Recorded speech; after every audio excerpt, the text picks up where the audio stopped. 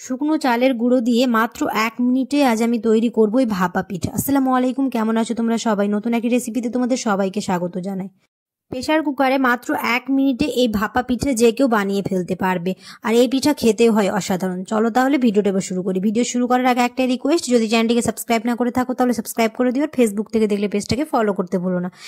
Mixing বলে আমি নিয়ে নিচ্ছি হচ্ছে 3 বাটি শুকনো চালের গুঁড়ো। তোমরা যে কোনো বাজারে শুকনো চালের গুঁড়ো পাওয়া যায় সেটাই নিতে পারো। আমি এখানে 3 বাটি নিয়েছি। এবার হালকা কুসুম গরম জলে দিয়ে দিলাম হচ্ছে 1 চা চামচ নুন, দিয়ে খুব ভালো করে জলের সাথে নুনটা মিশিয়ে এবার একটু একটু করে দিয়ে আটাটা মেখে নেব। একটু একটু জল দেব আর আটাটা মাখতে থাকবো। অনেকগুলো জল একসাথে দিয়ে দেবো না, একটু একটু করে দিয়ে এরকম মাখতে থাকবো। তোমরা চাইলে এটা ভেজা চালের গুঁড়ো দিয়েও করতে পারো। আমি এখানে শুকনো চালের গুঁড়ো নিয়েছি। আর পানি দেওয়ার সাথে সাথেই খুব ভালো করে এরকম করে আটাটাকে মেখে নিতে হবে। এখানে দেখতেই পাচ্ছ আমি কি করে মিশাচ্ছি। জলটা দেওয়ার সাথে সাথে এরকম মিশাতেই থাকতে হবে যাতে চালের গুঁড়োগুলো কোনো অংশে শুকনো না থাকে, পুরোটাই জলের সাথে এরকম মিশে যায়।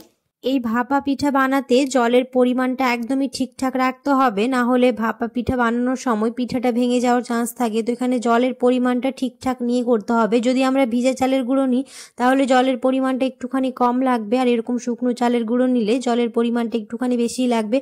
এখানে আমার 1 কাপ জল লেগেছে, তোমাদের যদি আরও লাগে তাহলে আরও দিতে পারো। তো আমার এখানে 1 কাপ জলে হয়ে গেছে, আর খুব ভালোভাবে এটা হাতে এরকম মুঠো হয়ে আসছে, মানে আমাদের আটাটা খুব ভালো করে মাখা হয়ে গেছে। এরকম একটা চালনি নিয়ে খুব ভালো করে এবার চেলে নেবো একটু একটু করে নিয়ে। অনেকেই অনেক রকমভাবে ভাপা পিঠা তৈরি করে থাকে, কিন্তু আমার ভিডিও দেখে তোমরা যদি বানাও তাহলে খুবই সহজে যে কেউ বানিয়ে ফেলতে পারবে, শুধুমাত্র চা ছাঁকুনি দিয়ে আর প্রেসার কুকারে। এই পিঠা বানাতে মাত্র 1 থেকে 2 মিনিট লাগবে আর আমাদের পিঠা রেডি হয়ে যায়। তোমাদের এখানে একটা টিপস বলে দিই, আমি অনেকগুলো আটা একসাথে মেখেছি, তার কারণ হচ্ছে এরকম এয়ারটাইট বক্সে আমি এটা রেখে দেবো ফ্রিজে। এটা 1 সপ্তাহ বা তারও বেশি ভালো থাকে। আমাদের যখন ইচ্ছে হবে এরকম বের করে আমরা খেতে পারবো। অনেক সময় আটা মাখার জন্য ভাপা পিঠা খাওয়া হয় না, এরকম যদি আটা মেখে রেখে দিই আমরা, তো যে কোনো সময় খুব সহজেই বানিয়ে ফেলতে পারবো। তো এরকম এয়ারটাইট বক্সে তোমরা রাখতে পারো, এই টিপসটা অনেক কাজে দিবে। অনেক সময় সকালবেলায় ভাপা পিঠে চা দিয়ে খাওয়ার সময় আটা মাখার জন্য খাওয়া হয় না, কিন্তু এরকম করে আটা মেখে রেখে দিলে যে কোনো সময় আমরা বানিয়ে ফেলতে পারবো।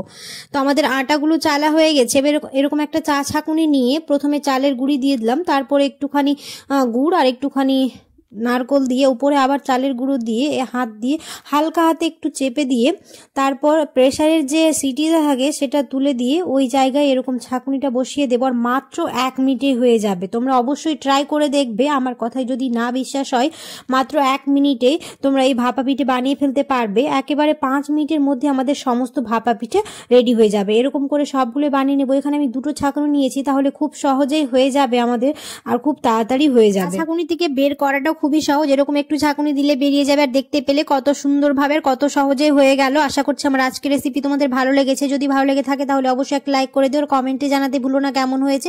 দেখা হবে খুব শিগগিরই পরের একটা নতুন রেসিপিতে। সবাই খুব ভালো থাকবে, সুস্থ থাকবে, সাবধানে থাকবে। আল্লাহ হাফেজ।